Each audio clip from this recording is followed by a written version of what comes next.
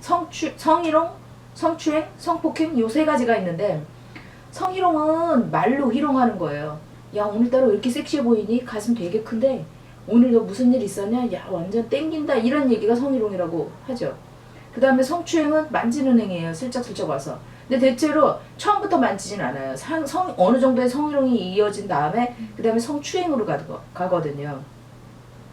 성추행은 만지는 행위, 터치하는 행위. 내 의사와 상관없이 내 기분과 상관없이 나는 만지는 게 정말 싫은데 상대방이 만진다. 어떤 말부터 시작된 다음에 성추행이 일어나니까 그런 거를 못하게 차단을 하려면 성희롱부터 본인이 완벽하게 얘기를 해줘야 된다는 거죠. 정확하게 내 의사표현을 해야 되는 게 가장 좋은 성추행, 성희롱에서 성추행으로 넘어가지 않게 하는 방법이고, 그 다음에 성폭행 같은 경우는 나의 의지와 상관없이 상대한테 성적으로 폭행을 당한, 성적 행위를 한 그런 경우인 거죠.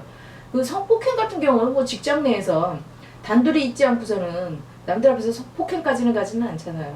만약에 뭐 회식을 했는데 다 떠나고 둘이만 남았다. 아무도 나를 구해줄 사람도 없고 주변에 동료도 없고 아무도 없다. 그럴 때는 성폭행을 당하기가 쉽죠. 거기까지 가지 않게 하기 위해서는 자기 자신을 자기가 지킬 수 있는 음주, 술 조절을 한다든지 아니면 둘이만 남아있지 않는다든지 요거를 조심하시면 돼요.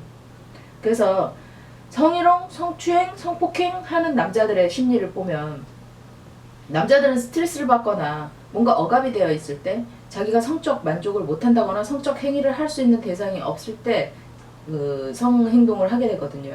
그 충동을 조절하지 못하게 되는 경우가 굉장히 많아요. 그래서 성희롱하는 사람 말로 음담패설을 좀 야하게 한다든지 상대 여자의 그 가슴이나 그 성적인 그런 부분을 가지고 뭐 희롱을 한다든지 말로 성적인 말들을 얘기하는 거죠. 되게 불쾌하죠. 여자들 입장에서는 그거 굉장히 싫어하니까.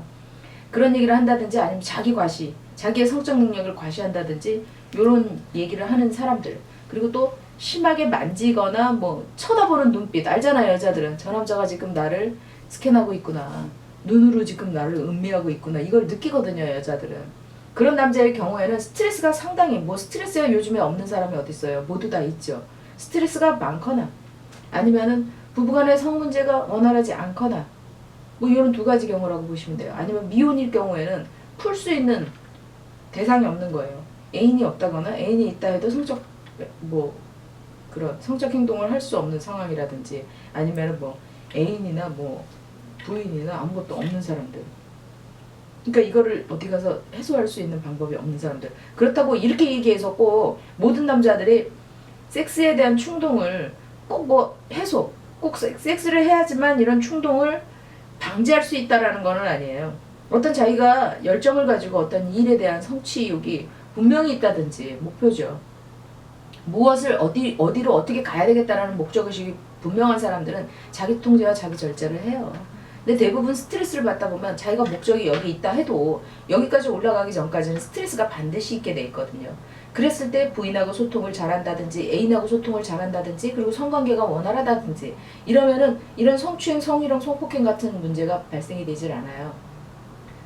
더 많은 심리 이야기가 궁금하시거나 상담이 필요하신 분은 아래로 연락해 주시기 바랍니다.